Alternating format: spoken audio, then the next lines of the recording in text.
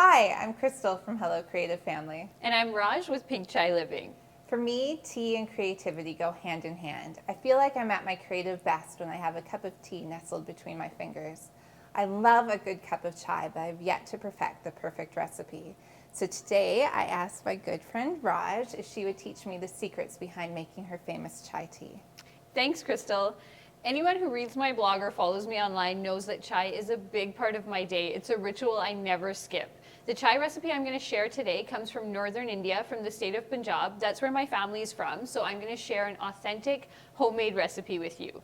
The first secret I have to making a good cup of chai is you don't use a cup measure. You measure with the mug. So today I'm making 2 cups of chai, one for me and one for Crystal. I've used the mug that I'm going to serve the chai in and put 1.5 cups of water into the pot already, and it's simmering away. So Raj, what ingredients are we using in your chai tea today? So in my chai masala, I use cardamom, clove, cinnamon, fennel, and my secret ingredient, nutmeg. Perfect, let's get started. Great, so I'm gonna add 3 cardamom pods that I've already crushed, 2 cloves, a 1-inch piece of cinnamon, some fennel. I've actually never really measured how much fennel I used, but I think it's about half a tablespoon. And then we're gonna let that simmer for about 30 seconds. You know, Raj, I always love hearing about where people get their creativity from. Where did you learn how to make your perfect cup of chai? You know, it's really strange. I feel like I've always known how to make tea. I don't remember the exact moment I learned, but I'd venture to say it was my grandma that taught me. I can remember being very young. I almost want to say too young to be using a stove. And I would make a cup of tea for my grandfather, and bless his heart, he never complained. He always said I made the best tea, and I'm sure it wasn't great when I was 6 or 7, but I practiced on my grandparents for many years, and now I've sort of just developed my own little recipe for chai. That's so great. I love hearing about where people get their creativity from, and so often it comes from parents and grandparents. It looks like that's been simmering for about a minute now, so what's the next step? So now we're gonna add 2 tea bags, which I'm gonna just drop right into the water, and then we're also gonna add my secret ingredient, which is a pinch of nutmeg. Not many people put nutmeg in their chai, but I think it gives it a little extra something. Perfect. And now we're gonna let this sit again for another minute, a minute and a half, and really get all happy together. Do your kids know how to make chai tea? Not quite. My little one can't reach the stove just yet. She's not allowed to use the elements, but my son has just started the process.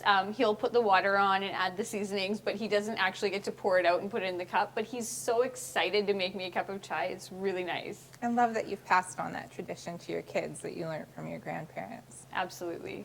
Okay, what's the next step, Raj? Okay, so I always add sugar to my chai. I know some people don't like sugar, but a really good Indian chai has sugar and it has lots of milk. So I'm gonna add about 1.5 teaspoons of sugar. Okay. And then if you'll pass me the milk, I'm gonna use the same cup we used in the beginning, and I'm gonna put in a cup of milk.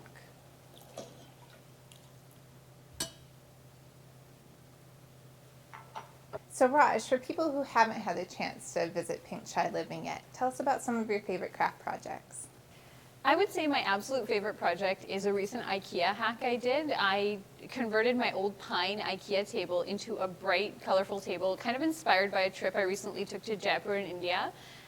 Another really fun one is I made perler beads into coasters that are inspired actually by a print that I think I developed my love as well from my grandma and my mom. It's a traditional Punjabi print called a fulkari, and perler beads are kind of from my childhood. They're fuse beads that you can use to kind of melt together and create items. So I think those coasters really define what Pink Chai Living is. It's a little bit of a connection to our tradition, to our heritage, but it's got a modern aesthetic, and that's why it's my favorite craft, I think.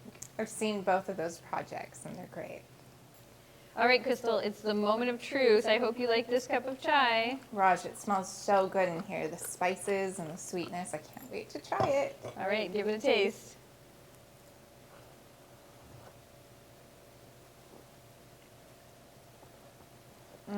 It's so good. It's the perfect cup of chai.